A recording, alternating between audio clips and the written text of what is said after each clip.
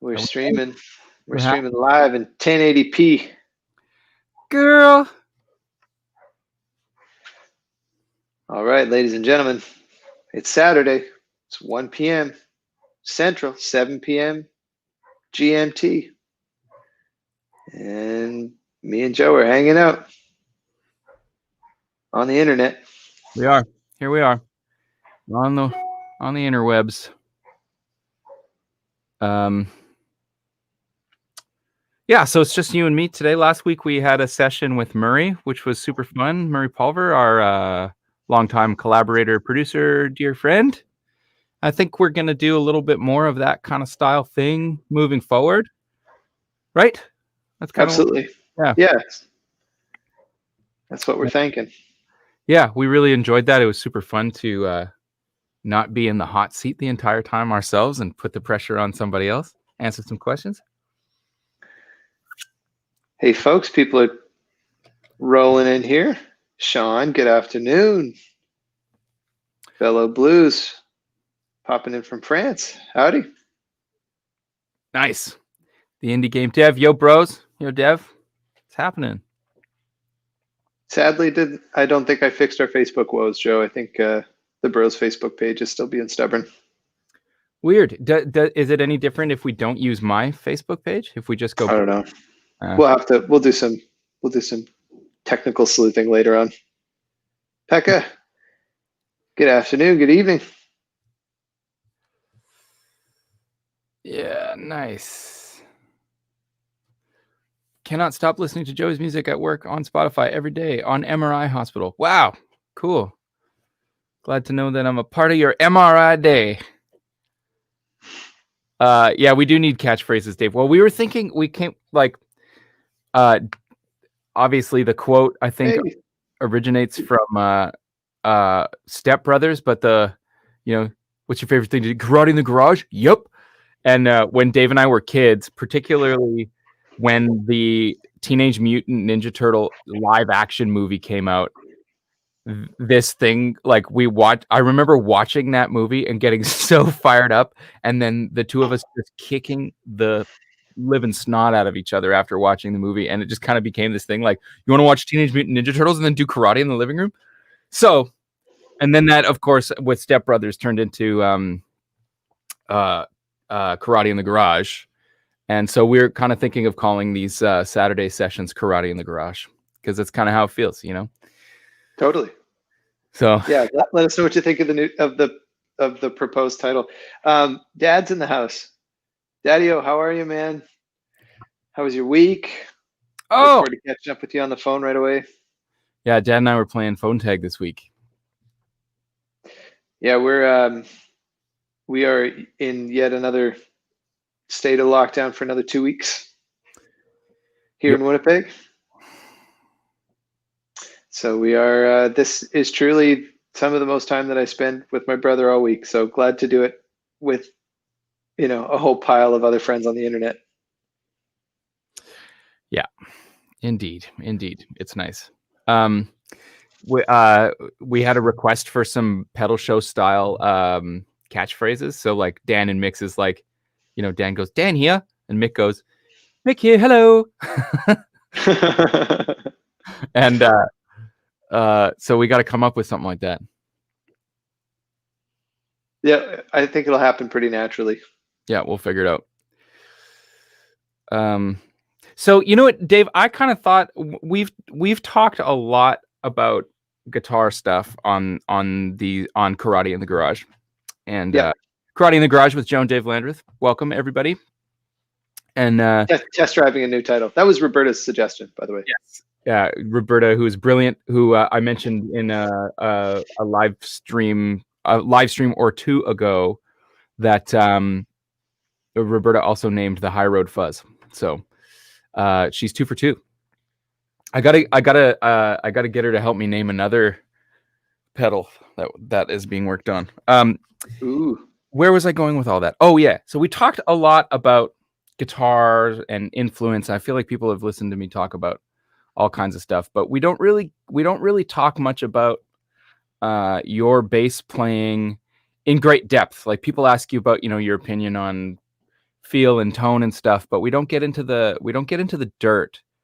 Like who made Dave Landreth the bass player that he is? Because I feel like in a lot of ways you're an incredibly understated bass player, or like you don't necessarily play in a way that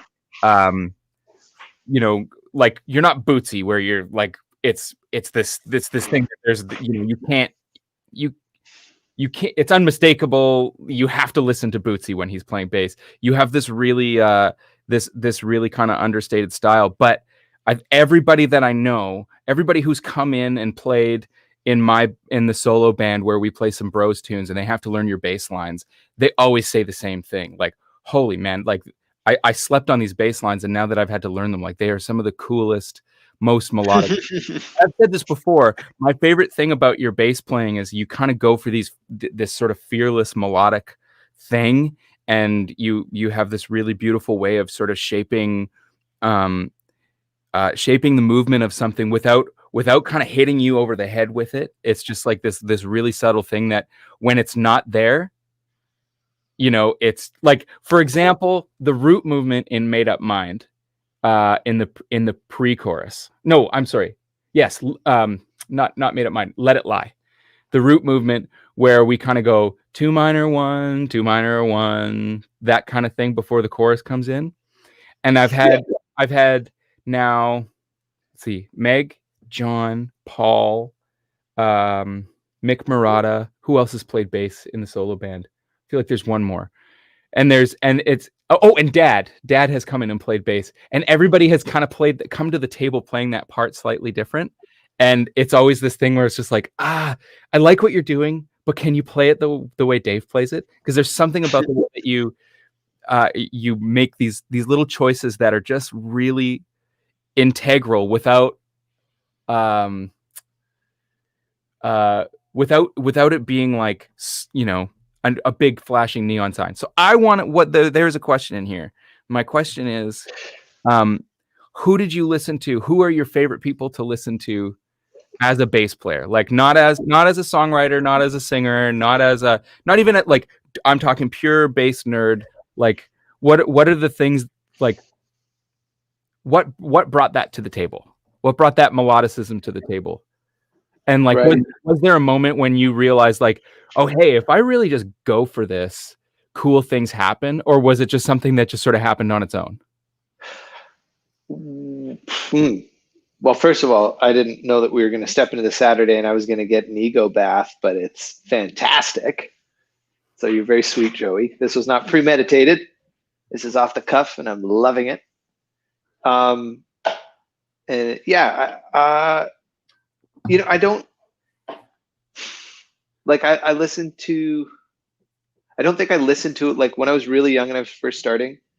I listened to some of like the sort of typical bass players, which is like Jacko and Jacko Pastorius and Marcus Miller, guys like that, Victor Wooten. Like I was really into that sort of the flashy stuff, which is what you're attracted to early on. But I think like the biggest chunk of my bass education came from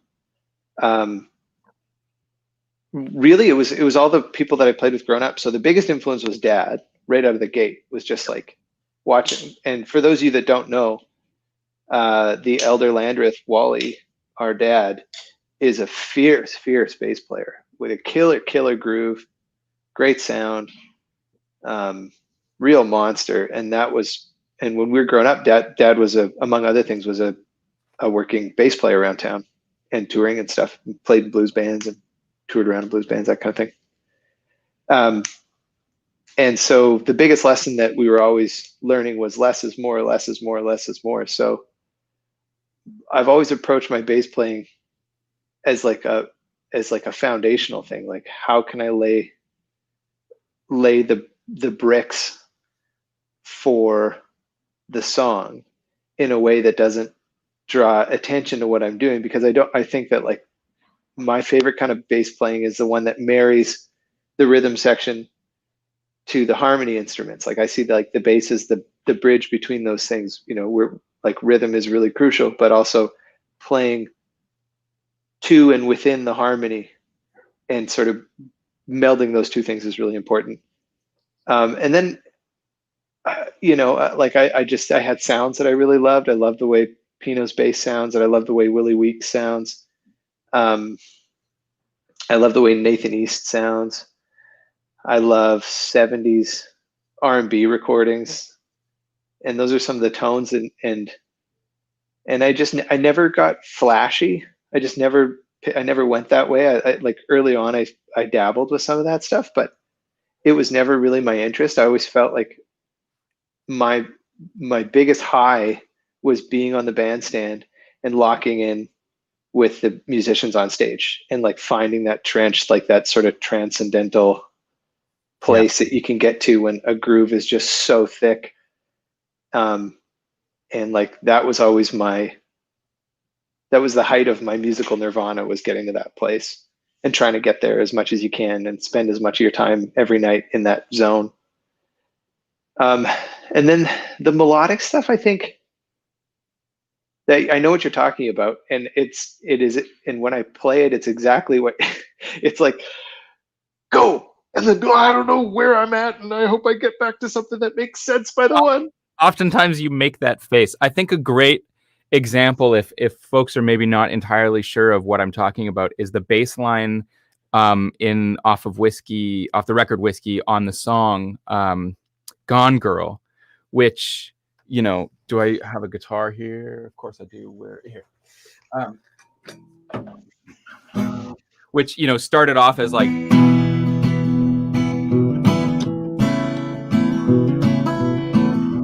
it was that kind of groove. And when the bass came in, you did this thing, like it was the first thing you did. Well, we didn't even really play through the song so much. I think maybe we read down the chart once, and then you came in with this boom, boom, and that became like, that kind of became the hook of the song. It's not like there's, to me, without that moment. And I don't know, I think that's a perfect example. Of course, it's not like the most melodic thing in the world, but it has this movement to it that if it's not there, the song is it's kind of ruined for me. And I think that sort of like that same sort of like fearless exploration of melody, it's just this X factor in the way that you play, and you never know what's going to come to the table, because, and I think I've also learned to really not tell you what to play, because usually when I tell you what to play, it immediately cuts that off. And then there's all, every now and then I'll say, hey, don't play that inversion, Yeah. Normally it's like, if we're landing on the tonic triad of the key, don't play it in first inversion unless we're going to another place. That's my only like hard rule for bass movement. Everything else is like wide open, but just don't play 1/3 unless we're going to the 4 chord. Yeah. But you know what? There's a lot of examples on the bro stuff where I do that, and it is intentional. I think there's so many fun things to talk about. One is like, I think that's what's special about being in the band, is that it is really a place for both of us to be in our sandbox and sort of explore very freely. I don't think either of us really tell each other what to do musically, if at all, really. And I think maybe that is the sound of the band, is that it's just you and I doing whatever the hell we want to do with our instruments and with our faces. And that's what our band sounds like a little bit. Yeah. The root movement thing is, it's like, I really do think of it as kind of a novel trick. And it's one of the few that I have. I don't have a lot up my sleeve, but that's one of them. And I really love, and it's hardly like reinventing the wheel. I mean, guys have been doing this. Bach has been doing, like it goes all the way back. But like, for the bass players out there, experiment with landing on different chord tones and seeing the reaction on the musicians' faces that you're playing with, and you start to get a feel for the power of the instrument in the setting. Like, you can really change the way harmony feels by outlining different chord tones. And I love using fives and threes, but I also really love using twos, as an interesting chord tone to land on. It's not a chord tone, but like, that's an interesting piece of tension. And yeah, there's a lot of fun exploration there. And you can really push and pull things around in terms of like the emotional impact of what it sounds like to not have that super solid resolve of hitting the tonic, hitting the one. Yeah. Well, you've said a lot of really nice things there, man. That makes me feel fantastic. Super, super sweet of you. Hey, man, I'm just saying it how it is and what I think. It's really, really interesting. Sean Watkins is asking, is using a bass line to harmonize a thing, or is it more important to emphasize actual root notes? And that's kind of exactly what we're talking about with this sort of, what I said about sort of Dave, inverting the chords and stuff like that. And that's kind of what we're talking about. I think a great example of how you can change the root movement of just a normal chord progression and change the way it feels is in that Jason Isbell song. Is it 24 Frames? Where the bass player, he plays all the major triads over their own five. Yeah. So like when he goes, can you hear this? The piano? Yeah. So when he plays the one chord, he plays it. And then the 4 chord, like it just like changes how you perceive that. And that's what I love about your bass playing is you're not afraid to take chances with the root movement. And I think that there's like maybe sometimes there's this perception of like sacredness with not messing with the root movement, but like you can do so much. And we were talking about chord inversions 2 streams ago, and I talked a lot about some like basic sort of triadic voice leading, and that this is kind of talking about that same thing, but like in a band setting, and how like Dave and I can sort of mess with the way a chord progression feels by just him making different choices while I'm playing the same chord changes. So that's kind of what we're talking about. Marty, our dear buddy Marty. There's 2 things he said that I really like. The first thing is ba wappa papa wappa papa is a melody for bass players. And in a hurricane of C major, it can whisper A minor 7, which is very true. So yeah, that's another really fun. That's a really fun move too, is to play the relative minor of your major chord and watch. Like my favorite, I don't do it in our band because it's a little too gauche and it's not musical comedy. But sometimes when I'm on the pop gig, like doing the event band stuff, which I don't do a ton of, but occasionally do. I really love like when a big pop band, happy, I don't know, Sweet Caroline or something, and the band does a big fat diamond on the one chord, but I'll play the relative minor in the bass and watch the band leader turn around and just shoot daggers at you. But it's like, it's so fun to end, to end a song like that on this really like kind of sad note. Yeah, it's a good trick. Good. The last thing I would add to that is just that, like, and again, this is something that Dad taught me early on. And I think there's actually like a life lesson in here, if I could be so bold. But like, as a bass player, our job is to lay that foundation, is to be part of that groove, is to support the song. But you also like, you don't need to entirely disappear. You can choose your moments when you have something to say and you feel inspired or compelled. I mean, for me, it's a lot like when we're playing live, those moments are usually like moments of inspiration. And I don't often have any idea what I'm going for. I just feel inspired. So I reach for something. And if you do that every bar, or even every 4 or 8 bars, nobody's going to pay attention. You're just going to be stepping on the music. You're going to be drawing too much attention to yourself. And it's kind of selfish playing. But if you really like pick and choose your moments, then you're really adding something with that. You potentially can. If you stick the landing, you can really add something. Mm-hmm. And I feel like that with life too. It's like, spend more of the time listening than you do speaking, and you really like it. It's not going to hurt you. And that's kind of what it is. It's like sit back, listen, support the music, find the groove, find the substance to the music, serve the song. And then when you feel like you have something to add, people will listen. And it's way more effective than just shredding over everything. Totally. Love that. Digi Pet Design says, "Hey Joey, could you show us your faux pedal steel type thing?" Sure. I don't really do a lot of that these days, but let's try it. I love it. For those of you just joining us, in case you're not hip to it, this is Dave and Joe taking questions Saturday afternoon. This is what we do, and so feel free to launch some questions into the comments, and we'll take your lead, see what you're curious about. Yeah, and we're calling it Karate in the Garage with Dave and Joe. So welcome to Karate in the Garage. Did you Pet Design? Do you mean the guitar with the benders, or just like some of those pedal steel type licks that I try and steal? I guess I can maybe demonstrate both those on the same guitar. Yeah, while you're talking, I'm going to answer another question here. Do it. Raleigh, pardon me if I'm not saying it right, what about Lee Sklar's playing? Was he an inspiration?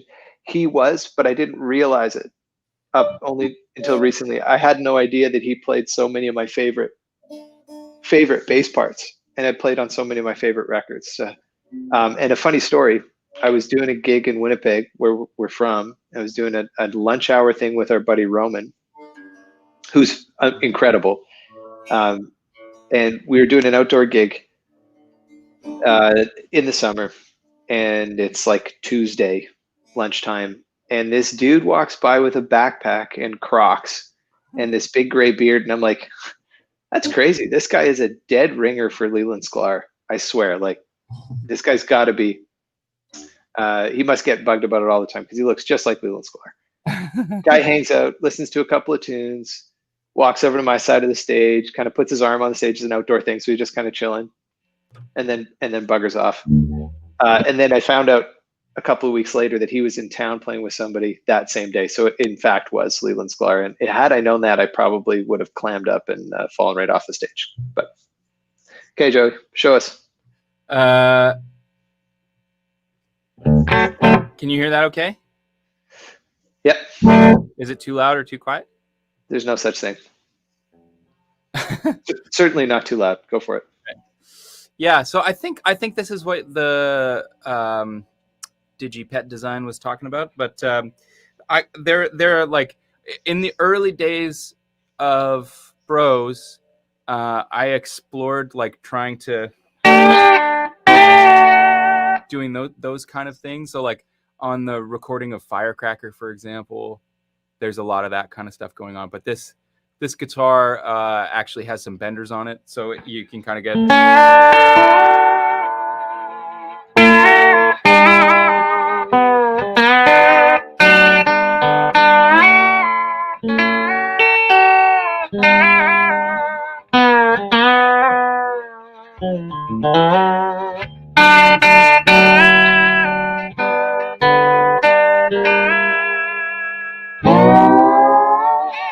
Yeah, so that's yeah. kind of what it does.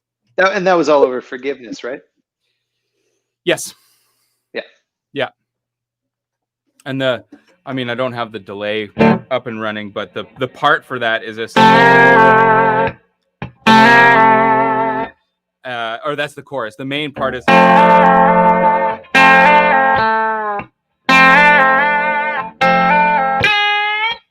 And that's all it is. So it's just taking a major triad. Sorry, I'm getting a little clipping that's on my end, I think.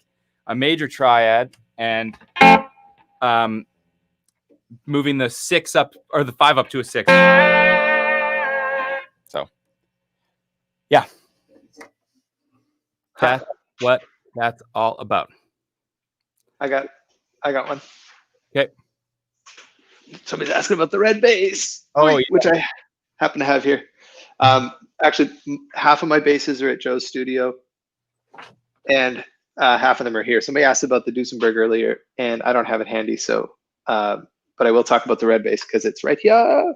And this is my dad's bass, and he gave it to me when I was a kid, and I've had it ever since, and I love it, and it has traveled the world with me so many times, and it looked a lot nicer than this when he gave it to me. I promise. And I'm sorry about that, Dad. I'm hard on things. But is there a blend setting that is your go-to with that bass? Front pickup all the way. I don't actually use the back pickup unless I'm trying to go for like a real modern sound, because it's a little hi-fi when you do that. And then I use the bridge pickup if I'm trying to go for like more of a jazz bass kind of thing. But this bass is tremendously versatile and I love it. And she's my baby. 2 generations of Landreth rocking it with this thing. Yeah. Martin. Good cue. Martin, my buddy from the West Coast, originally from Winnipeg, lives in Vancouver. I don't have his address, otherwise I'd give it to you. No, I'm just kidding.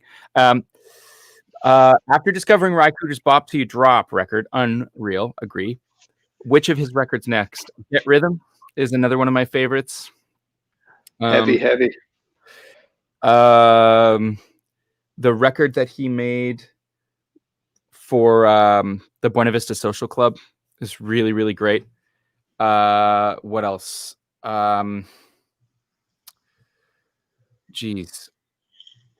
You know what? Let me just pull up my my Cooder collection, because there's so many good ones. Bop Till You Drop is like top probably 3. Get Rhythm is up there as well. Honestly, the new one is really, really great.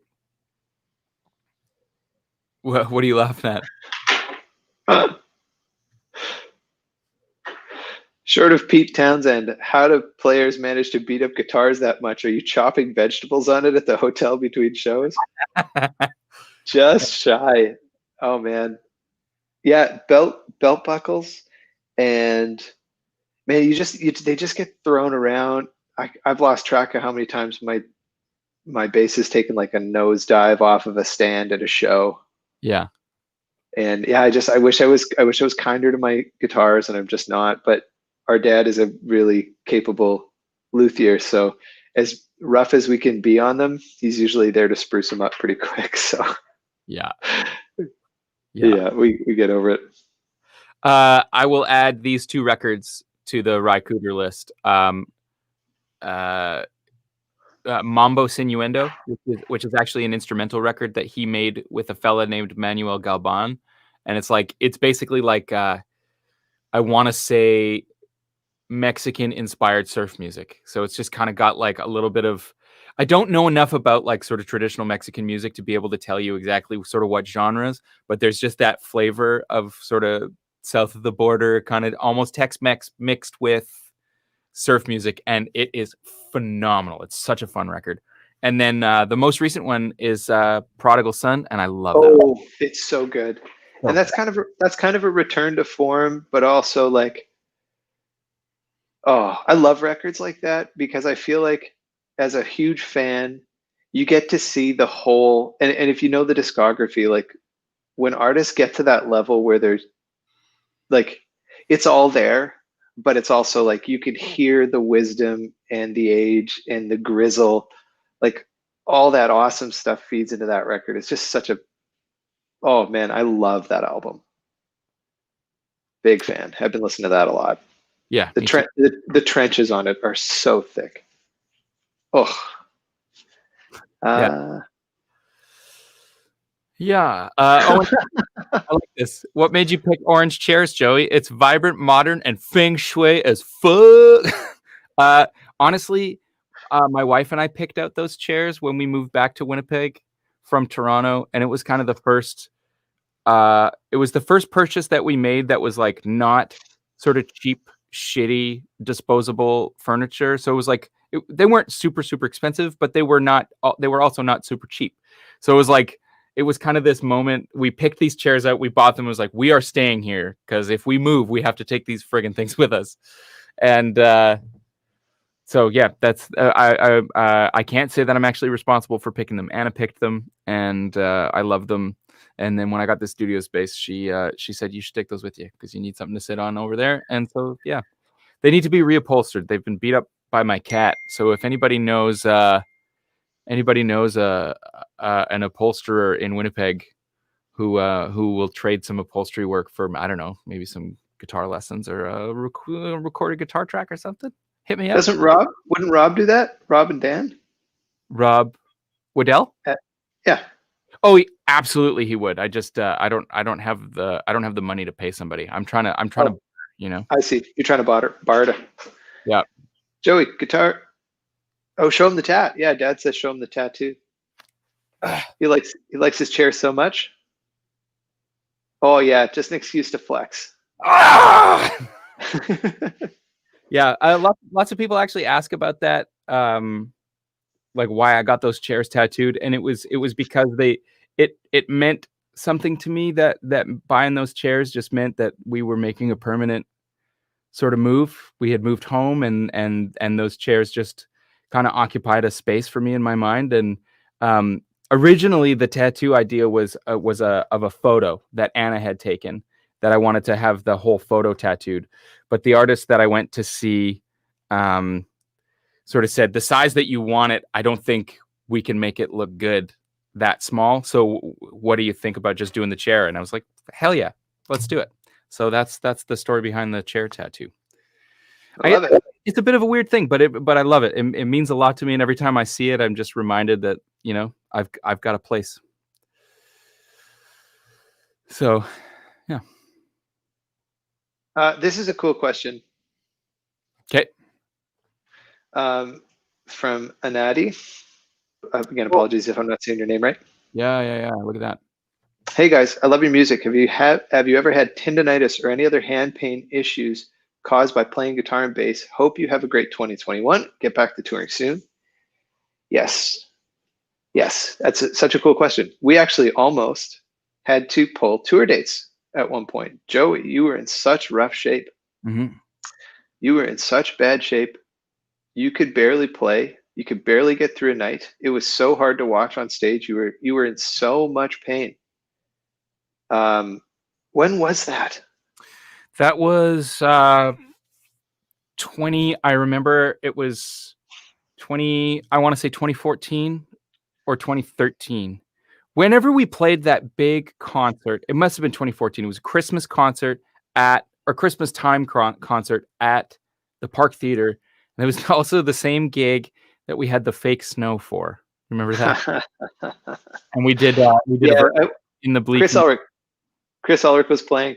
Yeah. That gig will forever be on my mind. I'll never forget it because we had a friend help us out and brought a snow machine. Which looked, man, it's going to be so magical. We're gonna turn on the snow machine during this really sensitive moment of this old Christmas hymn that we worked up, and like in the bleak midwinter is gorgeous. In the bleak midwinter, frost it's gorgeous.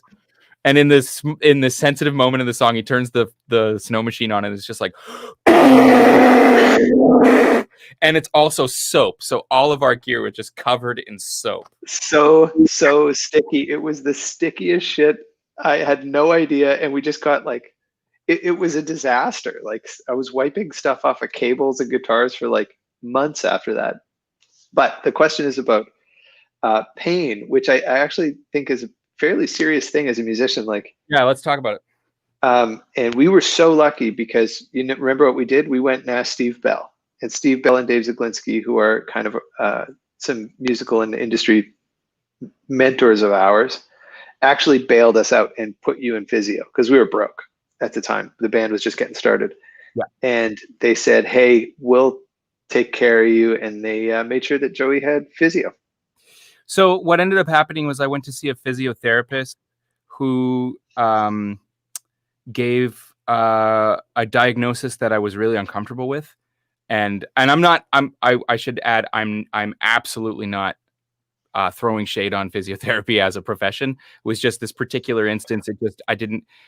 I got a diagnosis of like, I think they thought it was some kind of bone disease, and that it was like, I was going to maybe have to get some sort of bone graft, and I would be out of commission for months and months and months. And I was just like, man, I just feel like before we open up my arm and do surgery and graft a bone from my foot or something, I'm going to get a second opinion. And I ended up going to see an athletic therapist here in town that was recommended to me through Steve Broadhurst, who's another great Winnipeg musician, drummer, and friend of the band. And he said, you got to go see this guy, who I like. Funny enough, his mom taught us both grade 5 at École Provencher. And so anyways, and he was a substitute teacher one time. Anyway, I went to see him at Morfit here in Winnipeg, which is a gym and sort of spot.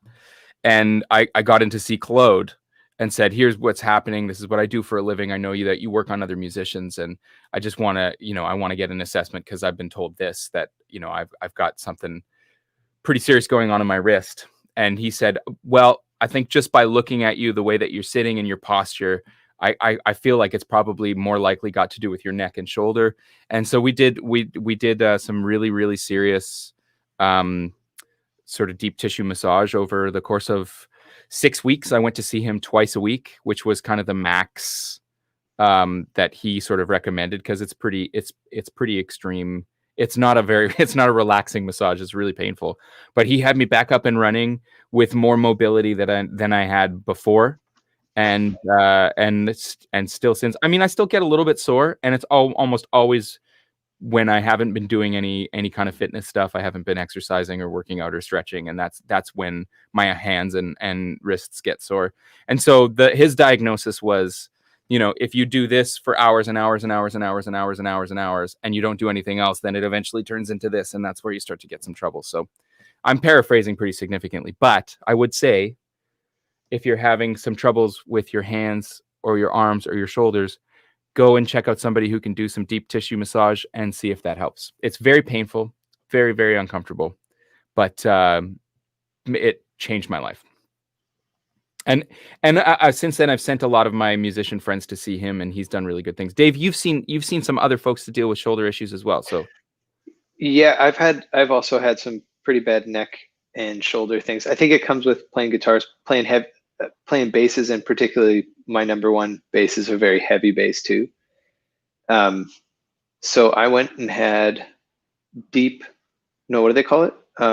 Dry needling done, which is a whole other kind of physical torture that's super, super unpleasant. It's like, it's a Western version of acupuncture, but it's used to create micro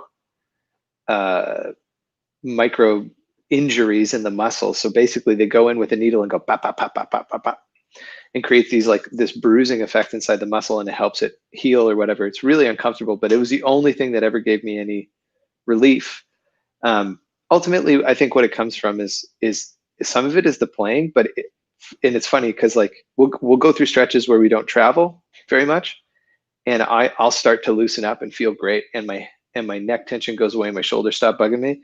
And then I'll sit in a van for 2 hours and I go right back to it as if I had just been on the road for 6 weeks.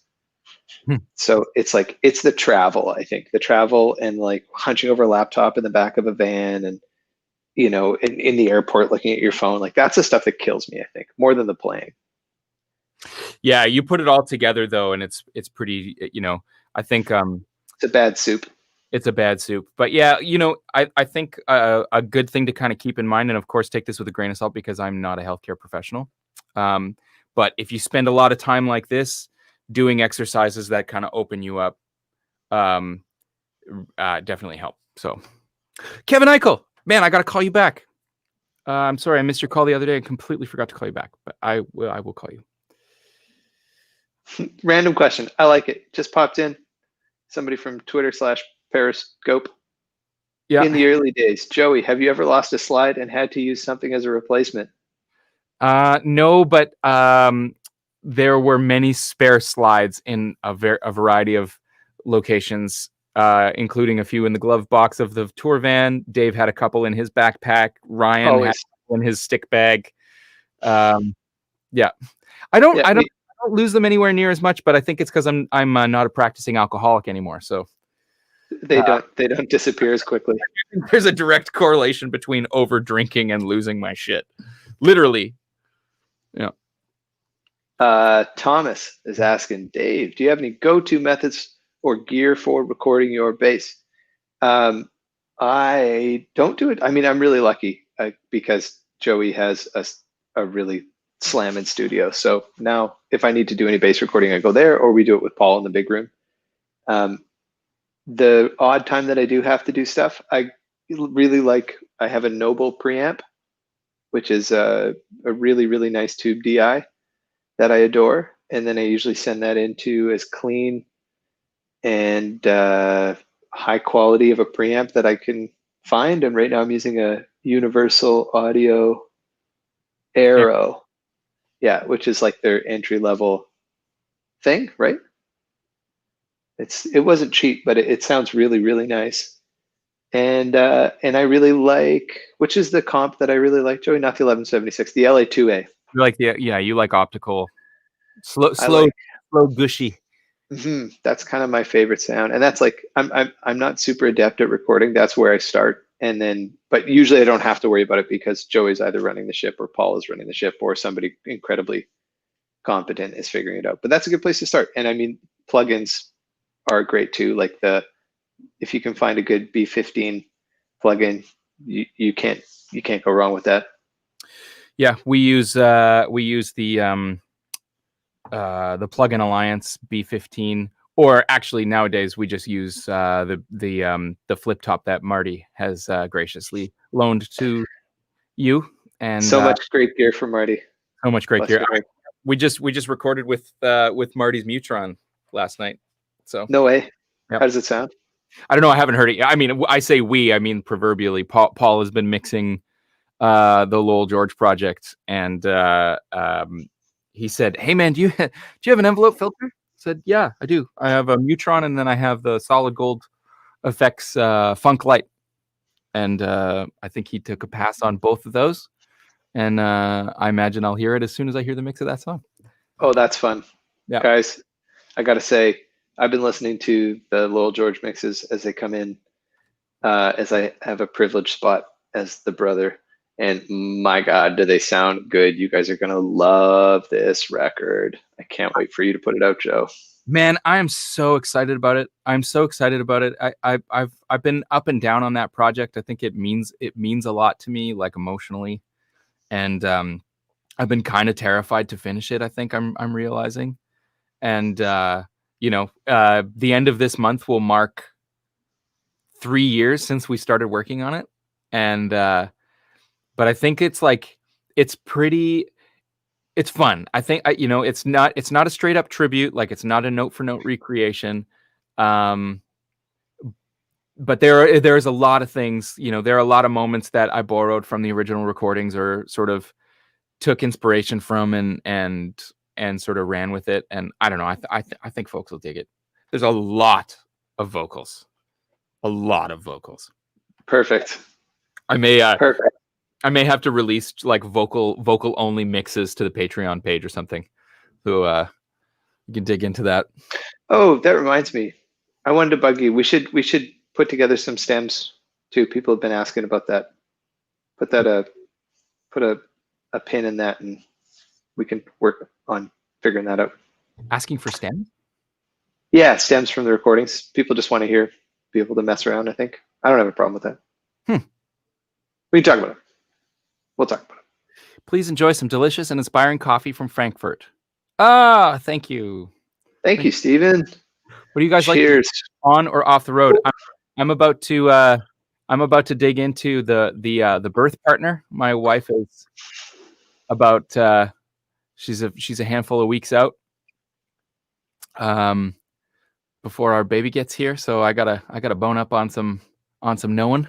So I'm about to read that. So yeah. Yep. Dave, what are you reading? I've been trying to finish the same book for over a year since my son was born, and I got through half a page today and feel pretty good about it. Nice. Yeah, I like fiction. Typically, I like books as a bit of an escape. So I typically like to fall into like a really great story, and I'm a real sucker for colorful imagery and great prose and wonderful storytelling. I'm reading a book called The Brothers K right now, and I love it.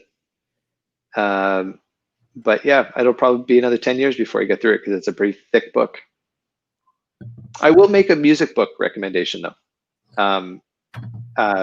As we're talking about music, a book that has made such an impact on my life is Effortless Mastery by Kenny Werner. So if anybody out there wants to check out a music book, and then the music lesson and then Zen of Guitar are another two that are sort of on that road of just like inspirational quasi Zen Buddhist music books, and I just adore them. Just adore them. So, and I don't know where my copy of Effortless Mastery is, because I've had a couple and I keep giving them out. So I may have it. I have a copy of it somewhere, but I think I've lent mine out too. So maybe I lent yours out. Who knows? Yeah. I'm pretty sure my copy of Effortless Mastery is your copy of Effortless Mastery. That could be possible. Pass it on to somebody. I know how it goes. Yeah. You want to grab any questions here? We got a bunch of good ones, Joe. Jacob M has written. He's asked this question a couple of times. He's it's burning a hole in him. Any tips on making my slide playing more interesting? I'm 16. You and Ariel changed everything slide-wise for me. I have both your signature slides, and they were great for my pencil-thin fingers. Nice, Jacob. I'm happy for you.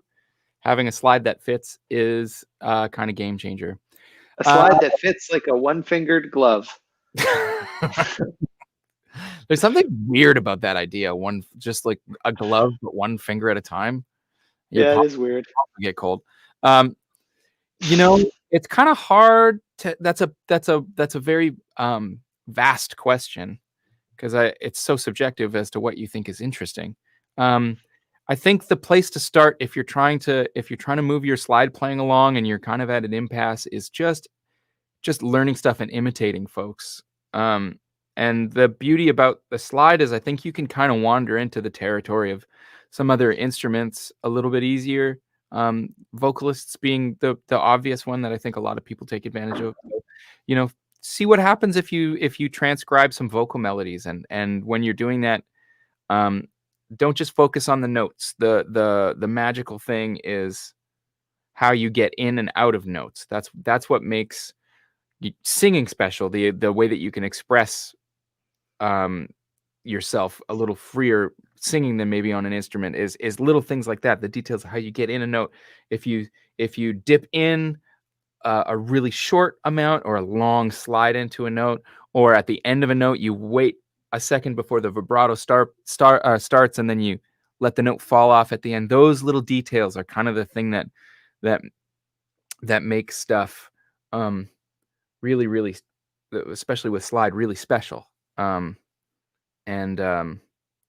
So I would dig into some of those little details like that. That is such a cool piece of like nugget of advice too. I've never heard you speak to that before, but man, that really resonates. Cool. I love that. And that's so true. Yeah. I mean, I learned a lot about how to like play and sing expressively from listening to Donny Hathaway, because Donny just does the most amazing things. And I think he inspired a lot of singers in the way that he sang. And there's things that he does that are so special, but you really got to listen for them. Like things like he slows the vibrato down. Like if he's singing a soft note and he really wants to have it impact, he'll start the vibrato quickly and taper it off. Certain notes will be like a little tiny bit out of tune, either sharp or flat, and it never reads as pitchy. It just reads as like intention. So like when something's a tiny bit sharp, it kind of makes things feel excitable. It makes things feel immediate. It makes them feel right. It's equivalent to kind of playing ahead of the beat, where it just makes things feel like you're trucking along. And singing certain things a tiny bit flat will make something, especially a major third, for example, which really sweetens as if you sing it a tiny bit low, things like that. I learned a lot from listening to him sing, and try my best and fail most of the time to imitate him. I think you do a pretty good job. I mean, and the beauty is that in the process of trying to sound like somebody else, you'll never get there, but you'll probably find something cool of your own while you're doing it. I just look at your questions and Oh, Warren Macaulay. Did you see that? Throwing shade. You guys ever going to write a feel-good tune? Nah, get out of here, Warren. Nobody wants to hear happy songs. Nobody. It's not what we do. I wrote one of those once. I wrote a happy song once with you and Murray, Dave. And it was the only song other than Forgiveness that ever got played on the radio. And it's, I never play it. I never play it live. Yeah. People always ask for it. And there's like one person who's pumped to hear it. And then the rest of the time, people just want to hear sad songs. Yeah. People like sad songs. We like singing sad songs. Hell yeah. We're here. Hey, all our sad friends, all our friends with all the complicated feelings, we're here for you and you're here for us. And that's why we do what we do. Yeah. Hey, this is a cool, I don't even know if this is a thing. I don't play slide, but I think this is a tip from Daniel McCann. Fit your slide better by taking a plastic thumb pick, breaking off the pick end, then shove the curved part in your slide and adjust for your finger. Hey, that is a cool idea. If you've got a slide that's too big, give that a shot. Oh, I love this question because it's so hard to answer. The next one, Dave. What is the key to your tone? Pedal, guitar, bass. I think the key for me with anything is mainly if I'm trying something new, trying a new amp, trying a new guitar, trying a new pedal. And somebody asked me a similar question in an interview, and I had to think about it. But I thought, for me, when I play something new for the first time, the first thing I do is I play it with I don't play it with a pick. I just play it with my fingers, and I don't play it with a slide on. I feel like just kind of like getting a feel for the instrument, like almost wood wise, like what it wants to, how it kind of wants to be played. Because like you know this, Dave, like from your two Moulins to the Duesenberg to the red bass, you're not going to play those instruments the same way. You're not going to play the Duesenberg with the same touch that you play the red bass with. No, not at all. I play the Mulecaster completely differently than the way I play the Gold Top. And it's just, and it's, I mean, there's subtle differences. So I think the key for me is just trying to get in tune with whatever I'm playing. So I like to use this as an example with pedals, like a fuzz pedal, for example. My right hand, I lighten up my right hand so much because there's so much distortion and gain that comes out of a fuzz face circuit, for example, that if you play it super hard, you lose all the nuances of and all the subtleties that you can kind of milk out of it. So I lighten up my right hand right away. So I think the key for me is listening to the guitar, the pedal, the amp, and trying to make a decision based on what you think how it is going to respond best. I might even say how it wants to be played, although I'm not a big fan of, pretending that my guitar gives a shit. But not if you feel that way, that's great. That's just not my thing. Great philosophical conundrum, Joey. Less equipment cases at higher weight, or more cases at lower weights? I don't think I understand. No, I get it. I do get it. Less heavy. Yeah. I mean, you remember the big red case that we had for my Two Rock, where we had one big case for the head and cab instead of two smaller cases for the head and cab. I hated that thing. But you know what I do like? This is a nuanced question, because one of my favorite pieces of gear is our stage box, which is gigantic and probably weighs 200 pounds, but you just roll that thing up to the stage, you take the front off, you take the back off, and she's ready to rock. So sometimes less equipment, heavier. Yeah. I think also, you could run the risk of hurting yourself lifting a heavy case, but if you're lifting a ton of small cases, maybe there's an argument to be made there. You'll wear your joints out quickly. You might wear out your shoes faster too. You gotta factor in the cost of new sneakers. Man. Yeah, right. So I mean, it's $39.99 Canadian for a pair of new Chuck Taylors, and if you go through a pair of those puppies every tour, we're looking at $170 a year, maybe. Yeah, exactly. Yeah. Which is the lifestyle impact. So good question. Yeah, especially because I only make $170 a year. So. Here's a cool question. Just rolled in from Caleb. Hey guys, love tuning into your streams and adore your music. Thanks, Caleb. Appreciate you. Just a quick question. When you guys listen to music, do you analyze every single aspect of the music, theory, chord, progression, etc., or is it possible for you guys to tune that knowledge out and just listen to the music for what it is? Thanks a lot. Preach, Joe. Man, that's a great question. I don't know, man. I've been talking so much. You definitely you can definitely weigh in on that. You definitely I think my musicianship has evolved as I get older and I play more music. I think the way I listen to music has evolved too, and a big part of it is influenced by that musicianship. So like how I play and the way I understand music and the way I grow to understand music, you learn to hear things differently. And music does definitely sound different to me. And I know that because I can listen back to records that I love from 15 years ago and they sound different now. They sound different to me because I'm a different person, because I think about different things, I care about different things. But they also sound different to me because I'm a different musician and I'm hearing things differently. I'm hearing production, or I'm hearing nuances in delivery or intention. So it definitely does. It definitely does affect it, and it's hard to say whether it's for better or for worse. There are times when I wish I could just listen to stuff like with kind of a blank canvas mind and not hear certain details, because I just want to I want to hear it as a whole, and that can be hard to do, like very deliberately. But yeah, I agree. I think it's for me.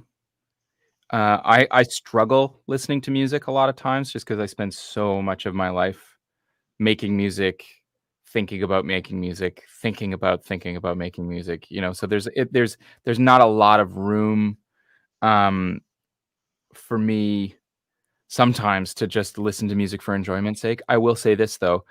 I find it really helpful to listen to music that's pretty far outside of my own idiom, because a lot of times, I just love this artist named Emily King, and I mean, I wouldn't say that there's absolutely no overlap maybe in the artistic Venn diagram, but it's a very drastically different type of music than the music that I make, and so when I listen to her music, for example, or classical music, I can't see myself in it necessarily. I can't necessarily. It's not true. It's not that I can't see myself in it, but I don't necessarily have an opinion of what I would do. I can't listen to a Bach chorale and go, when you go to the 5 chord, like it would be really great to like. No, I just take it in and I enjoy it. But I do have a hard time listening to music that's similar to my own without going like, I wonder if maybe maybe an extra harmony there would have been a little more effective, or maybe there's too many notes in that chord, or, like I have a really hard time doing that. And Paul and I had a conversation about that not too long ago. And just like, yeah, when you spend and he does a lot of mixing, which is very critical listening. So it's like, that adds another element when you listen to something and you go like, why is there so much 500 on that guitar part? Why didn't you cut that out or something, So there's a question here. I feel like I just want to interact with this from Ryan Verthane. I'm sorry if I mispronounced your name. He says, honestly though, seriously, sometimes the overwhelming, deep, feely songs are too much. I love these guys and the writing, but I'm like, your lies are awesome. Why all the downer content? But it's hard to say without sounding like an asshole, which I'd never intend. You don't sound like an asshole. I totally get it. And my answer to that is that music is very cathartic for me. And ditto. And so the process of writing music I often write about things that I'm struggling with. I don't often write about things I'm not struggling with. And I think just like as a dude of a particular vintage, it's not always easy for me to, or it hasn't always been easy for me to express the way I feel about things. And music has been that for me. And so I think, I understand why it would be perceived as a lot of this music is downer, but that's not where it's coming from for us, because we're very happy, joyful people. And you're right, we have very great lives. I live a very privileged experience, and I'm aware of that as much as one can be. And but yeah, the music that we write is often because it's just one of the ways that I can express. I can sort of purge some of the things that I feel, and sometimes it's hard to put ideas and feelings into words, and it's a little easier for me to put them into song. And so that's kind of that's where that comes from. And I don't mean this at all in a shady way, but it's more about me than it is about you. You know what I mean? And I think the songs that I've written that live in a more positive zone are kind of hard for me to get behind, because I don't need to purge those feelings. If anything, I want to hang on to them, and I live them in my everyday life. And like a great example is that the whole record, Let It Lie, was very cathartic for me in terms of processing some heartbreak that I had gone through. And in the process of singing those songs every night, I was able to reconcile a lot of things.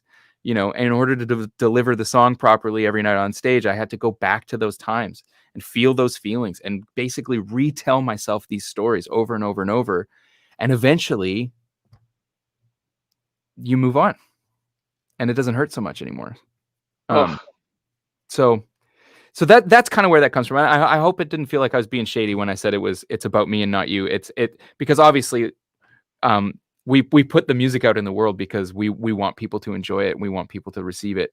But at the end of the day, I can only put forward what I feel like I can stand behind every day on stage. And it's hard for me to stand behind stuff that feels like I'm going to write a song because people have been saying that this stuff is kind of a downer. Like, man, I wish I could do that. And I know a lot of great writers who are able to transcend some of those things. But for me, it's a bit more of a visceral experience. I don't necessarily write for the sake of writing. I'm not a great writer. You know, like when it comes to like writing a nice letter to my wife or a Christmas card or a birthday card or something like that, I'm always like, hey, happy birthday, you old nardsack. You know, like I'm not a. You need to try harder on those love letters. Oh boy. Dear Anna, I love you so much. No. You know what I'm trying to say? I don't know. I feel like I'm talking around the point now, but no, you're hitting it. Yeah. And I think what we've discovered, and I'm very cautious to speak for you, of course, but I just know this from our experience, is that for us to be able to get on stage and deliver something, we've got to feel it. And the songs that, and it is harder to connect to those songs because, I mean, like the real happy, like up tempo, feel good stuff. It's just like, we've never been able to connect to that stuff on stage. And every time we try and play that stuff, it just doesn't feel like us. And so to deliver it that way, you don't connect to it either as a fan. Like we've had that experience. This song that we're speaking of, that we spoke about earlier, like this one happy tune. Well, let's name the elephant in the room. The song's called Better Together. And I'm sure some of you probably dig that tune. Yeah. And I love the recording of that song. It was so fun to make that song, but it's really hard to connect behind, you know? And despite it being an up-tempo fun thing, it had a great chorus, I think, just like as choruses go, cool melody, bit of a hook. And we couldn't connect with that one on stage, and people did not connect with it in the audience. And we tried so hard because it's like, hey, it's the first like happy, uplifting song that we've written. It's got this nice positive message. And it fell flat until we cut it from the set list because we couldn't find a home for it. And I think it does have more to do with us than it does with the song. Because Dan Runyon, our buddy Dan, has got to be used very upbeat. And that's true. It's a super upbeat song. It's very positive. You know, it's just a song about being in love with my wife. But I think there's something in there. It also just happens to be like a banger to play. It's so fun to play that song. So I think that there's part of that where like maybe I don't necessarily feel like I need to purge the feelings of being in love with my wife as much as it's just fun to kind of go, you know, like You know what I mean? I don't know. Mm-hmm. Anytime I sing out in the air while we're doing this, I feel like Celine Dion in the interview with Tom Power. Like, so Celine, how does it feel to, be in the like, I feel power. Anyway, oh my God, stop me. No, don't stop. Joe and friends online. This is awkward, but we haven't left the house. We've been in complete isolation for like going on 2.5 months. And so we order our groceries, and the guy who's shopping for me right now is texting me about my groceries. So Joey, can you carry this conversation for 1 second? Because he's blowing up my text messages right now. So I should really pay attention. Or G. Okay. All right. My apologies, Joe. That's fine. You do your thing. Aaron Sternke, my buddy from the West Coast. Also, like, when I'm sad and I listen to a sad song, I relate to it makes me less sad. I think that's true. When you're sad, it often makes you feel kind of alone, kind of isolated. And when you hear somebody talking about how they're feeling, and maybe they're feeling the same way, it makes you feel like you're not alone. So, yeah, that's why representation is important. I would not describe your music as negative or downer. I always come away from your music feeling better. Awesome, and I'm glad that you feel that way, and I certainly feel like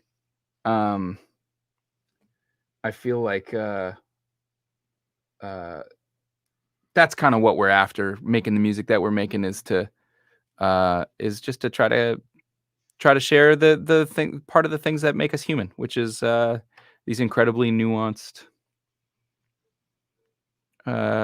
emotional things. So yeah, I'm gonna go back through some questions here and see if I can find some guitar nerd. Hi guys. Oh, here we I would like to learn more about music theory, harmony, etc. Any book or video recommendations? I don't particularly have any off the top of my head, but maybe we can get some friends commenting some of their favorite sort of resources for music theory, particularly harmony, that might help somebody kind of get a start on some basic harmony stuff or theory. Okay, I'm back. Sorry, Joe. You're back. That's all right. It's all good. I'm making cookies, so I just want to make sure I got the right things. You're making cookies? I'm gonna make some. I'm gonna try and make Mom's oatmeal cookies. Oh man, Mom's oatmeal cookies are the best. Oh, Caleb Bourgeois says Chord Chemistry by Ted Green. Yes, that's an amazing book. It's pretty. I certainly wouldn't say that that's a beginner book, just because it's so exhaustive, and it's also guitar specific. But a wonderful, wonderful book. Ted Green, the greatest. I just want to rip back, and I hate to bail on that last conversation like that. I'm so awkward. I feel terrible. But Ryan, I just want to say thank you for that. Thank you for sparking that conversation. That was a really cool comment / question, and it was really fun to riff on that. So appreciate you bringing that up. Yep. I like this one. This is fun. Trevor, the year is, I'm gonna read it in my most dramatic voice. The year is 2052. Guitars of every variety have been banned by the Galactic Empire. However, the Empire are fans of Vintage Bros records and have demanded you create them in full song guitar. What instruments do you use? Lightsabers. Like, strum one chord on a lightsaber, cut off all your fingers. I was just gonna say, strum chord on lightsaber amputates fingers. Only capable of giving up. Man, 1 million points for creativity, Trevor. Thank you. Can I use my Hammond organ? Yeah, go nuts. I would do that. Mike Carbone goes, you guys got the Luddies set up in the studio? What's the drum booth look like? I don't even think I've seen it yet. I don't have the Ludwig set up in the drum booth. I'm too afraid to play the drums. But Mikey, as soon as this lockdown, as soon as we're out, you come visit and you come play my drums for me. Mike Carbone sent me a gift bag the other day for the holidays, and it had some really nice. Mike also isn't. Mike's an incredible drummer. Obviously, you've seen him play with us. But he also runs a beauty supply shop, and they send stuff. So he sent me all this really nice swag. Oh man, Mikey, it was the sweetest present. Like he got some baby specific stuff. He sent us one too. He gave us like some masks, some hand sanitizer, some hair products, some baby stuff. He also gave me a check for $1,500. I can't believe it. I'm just kidding. What, you didn't get a check for $1,500 from Mike either? Oh, weird. He must like me more. Okay, Joe, you want to play some organ? Is it this question? Is this what's making you want to play organ? No. It was just it was the year is 2052. What instrument do you play? And it was on there, yeah. When you're arranging vocal parts, how do you go about deciding on chord inversions? I'm really stuck on having some basic thirds and fifths and want to make things more spicy. Awesome question. I mean, there's so much to be done with just thirds and fifths on top of a melody. I don't think you can really exhaust your options, to be honest. I would explore. I would just explore as much of the voice leading as you can.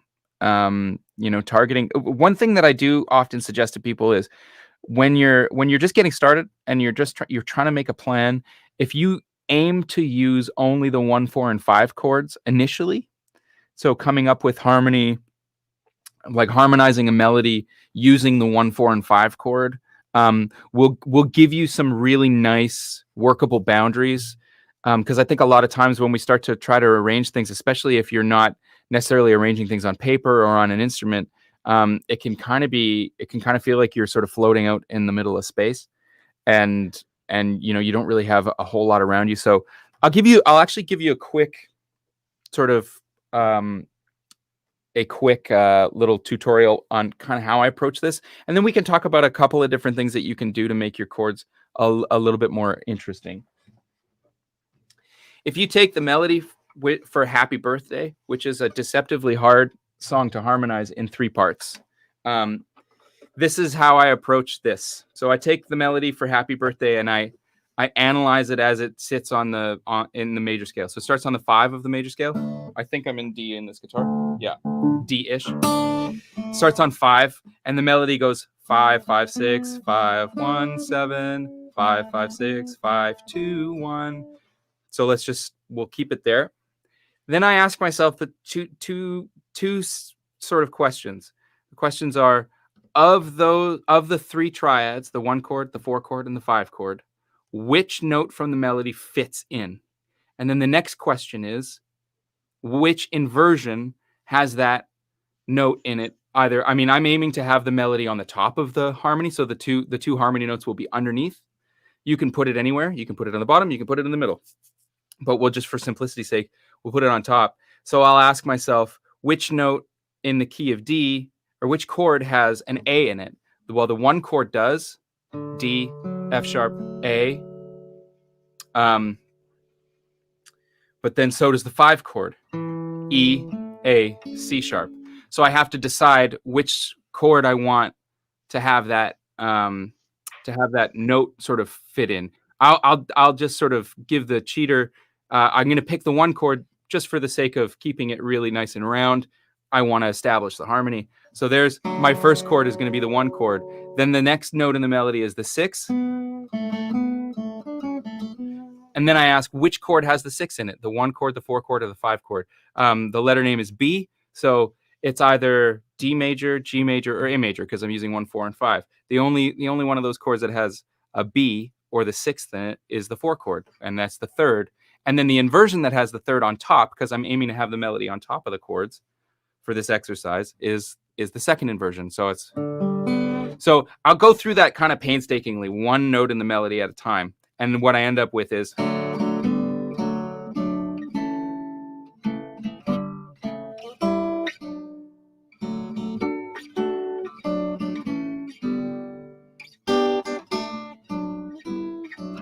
I cheated at the end and used the 2 minor chord. But I aim initially to harmonize using just those major triads because, again, it gives me some workable boundaries to make it feel like I'm not floating out in the middle of nowhere. And then as you get a little bit more comfortable with that as an idea, and you feel like you've got a little bit more of an idea of where things are kind of sitting, then you can start to experiment with adding. I saw somebody's Caleb said try adding extensions. So things like a 9, which is enharmonic, is the 2, so it's the same note as the second note of the scale. You can use the 6th as well. Those are pretty common notes to add to a major triad. But when you're adding things, my kind of rule for adding notes to harmony is if I'm going to add a note to one chord, I have to have a plan for where that note goes to the next chord and the next chord and the next chord. I won't often add a 4th note to a harmony unless I'm ready to do the whole thing in 4-part, or if I have a particular idea of making that one chord pop. So that's kind of how I use in the context of our music, which is it makes the most sense to harmonize things mainly triadically. And just because I think sort of that fits in the idiom most sort of appropriately. But then I'll add things like a 6, like make a major 6 chord, which is also the same as the minor 7, like Marty pointed out earlier. And those kind of things, like I did a lot of that on Hindsight, and you can hear these kind of almost barbershop sounding chords, and I would add in those notes to kind of make these chords kind of pop out and sort of get your attention. I wouldn't add notes to chords unless I want to get your attention, unless I want you to go, hey, what's going on there? Oftentimes harmonies are very they're really cool to hear, but they're also very structural. So there's something very practical about the job that it does. So I pick my moments when I want it to kind of stick out and that. Marty, the bass player, says always the minor 4th on the person's name in Happy Birthday.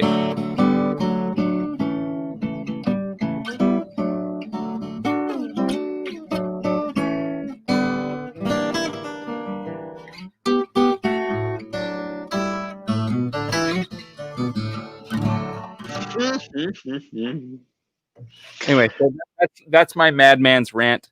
I've been meaning to maybe make a video about that because I think that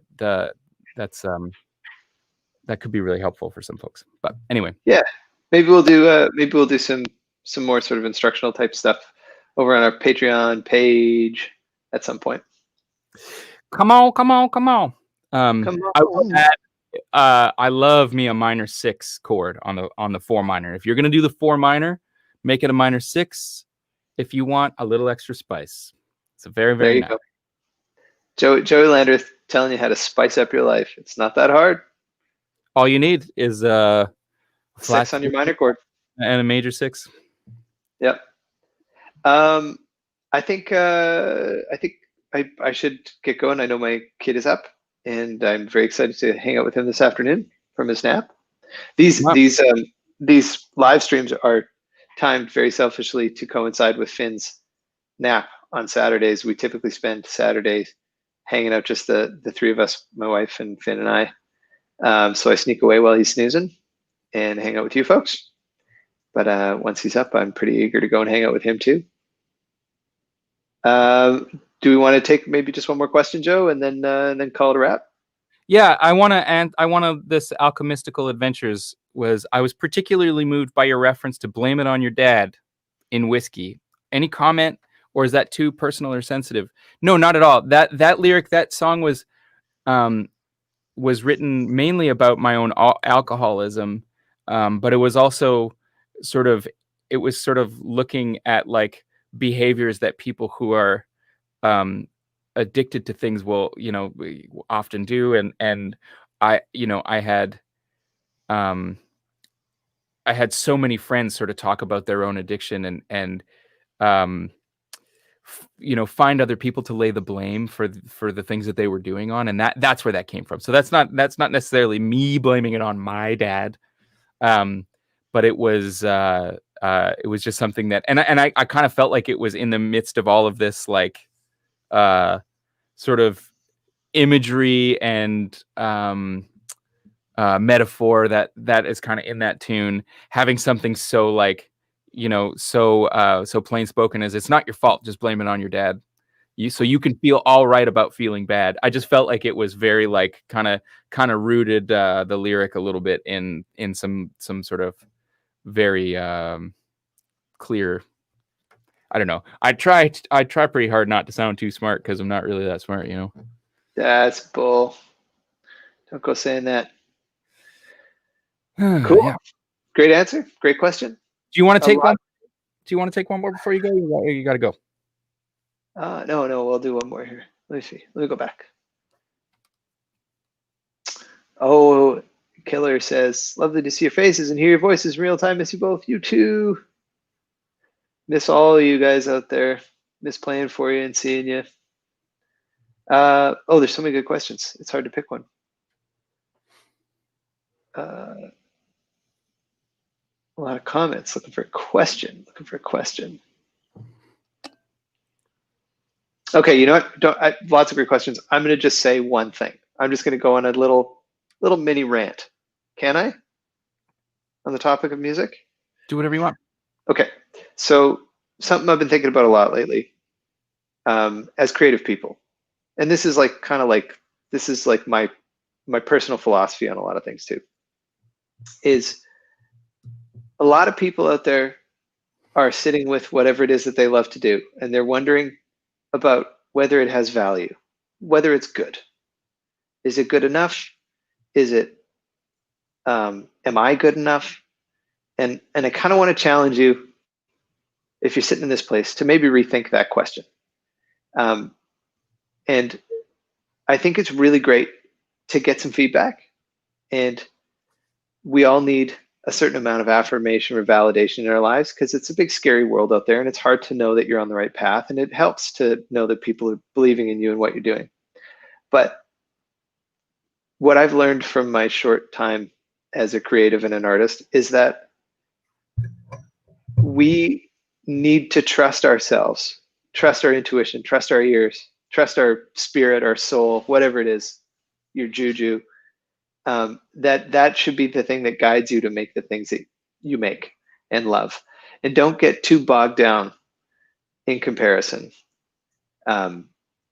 Be curious, be gentle with yourself, but know that you will decide, and you are the ultimate and last person that you need to impress, whatever you're doing. If it's valuable to you, if you think it's great, if you love it, then mission accomplished. You've done it. Don't get too bogged down in what other people think. Don't worry about it. You just do you. Try and light that spark. And if you do, then you've achieved it. And if you haven't, keep looking, keep searching. I've watched a lot of people recently get lost in trying to make things to please other people, trying to make art, music, sounds to please other people, when I feel like at the end of the day, just got to please you. Just got to please your own ears. You know what I mean? 100%. Little vague potentially, but just want to send that out into the universe. I think it's good. The timing on it is good, because I think it's really, really easy to get lost in that comparison that you mentioned, because that's what social media is just this constant onslaught of all the cool shit that everybody else is doing. And it's really easy to go thumbing through your Insta feed or fall down that YouTube rabbit hole and kind of compare what other people are doing against what you're doing, and find yourself devaluing your own thing. And I think something that I have been focusing on a lot lately in the last year of my life is just what my intention is behind making music and making art. My actual intention is solely to just make something. That's it. And if people like it, I'm so grateful, and I'm very fortunate. If people don't like it, that's fine also. And I think there's something very freeing in letting go of. We talked about it a couple weeks back. Like, it's not about making something good. It's not about making something excellent. It's not about making something efficient. It's just about making something. That the act of creating something is a a very, very, very big part of the human experience. And that's what attracts people, I think, to art. It's just human creativity, how interesting it is. You know, how I hear a chord and decide to play over it is going to be completely different to you because you have this whole life experience of listening to particular types of music and particular players and listening to music in a different way. And you're going to make different choices. That in and of itself is fascinating. And so I think your rant is very well timed and very well placed. And just remember that, you know, it's about making something. It's not about anything else. Yeah, I love that. Just make it. Just make it. Make it, and then make the next thing. If you make it and you don't like it, throw it away or scavenge it for pieces. We do that all the time. We write songs all the time that we don't like, and we find ourselves going, "Oh, you know what would be perfect for this new thing we're working on was all those verses from that other tune were total garbage, but that bridge was so dope. Let's grab that bridge and turn that into a verse for another song." I mean, we've done that in songs that we've released, you know, like there's been like, I don't think anybody really listens to that song. We'll borrow this verse or that lyric. It makes more sense. Or sometimes we borrow things because it just sort of ties things in together. Who gives a shit? You know what I mean? I don't know. You know what? I know I said I was going to sign off, but I just want to comment on this last thing. Indie game dev. Man, I'm sorry to hear that you're feeling beat up. This is such a crazy time for everybody, and I don't know what your story is, but I'm just sorry to hear that. Sounds like it's a bit of a grind. But I think the thing that I really love here is that right on the bottom it says, "The best I can do is noodle on the guitar," which is a win most days. And that is the thing that I love about music more than anything, is that if you pick up that guitar for 30 seconds once a week and it gives you a little bit of life, even for a second, even if it's just a brief reprieve from a life that is otherwise torment, pain, whatever, that is what's so great about music. It gives. It only gives. When it's just you and your guitar and no expectation and no pressure to do anything, you're noodling, you are tapping into the most pure expression of joy that there is. It is so unadulterated, it is childlike, and it is exactly why we call it playing music. So it sounds like you're going through a rough patch, but man, that sounds to me like you're using music for medicine. And I'm not a doctor, but I think you're onto it. Yeah. I think you're onto it. Yeah, I mean that is sort of encapsulates exactly what I was saying. Like it doesn't matter if it's good. It doesn't matter if you're going to release it. It doesn't matter if anybody hears it. Just making something, and sometimes all you're making is noodle soup, man. Yeah, and chicken noodle soup is very good for you. Chicken noodle soup for the soul, right? Wasn't it? How did we get here? Oh boy. Oh, boy. Hey, yeah, I just want to say, hey, Dan, much love, bros. Much love to all of you. So nice hanging out with you and chatting and taking your questions. We love doing this. We're going to try and do this every week. We're going to try and line up a guest for next week so we can not just say the same things we always say, but we're happy to do that too. Yeah, Joey, send us off. What do I want to say? These are incredibly difficult times with everything that's going on with the pandemic and socially and politically, and you know, just be kind to each other as best you can, and don't forget to take big, nice, long, deep breaths. And at the end of the day, if all you can muster is getting up and getting out of bed, mission accomplished. This is a very, very extreme time, and it's not typical. Dave, you said that to me a few months ago, and I think I was kind of at a low point. Was like, man, I just need to get back to normal. And you were like, but it's not normal. It's not normal right now, and it's okay for it not to be normal. So just be kind to yourself, be kind to other people, and shit. Love you guys. Love everybody. Love you, brother. Love you, folks. See you next week. We will see you next week. Karate in the Garage with Dave and Joe. Later, y'all.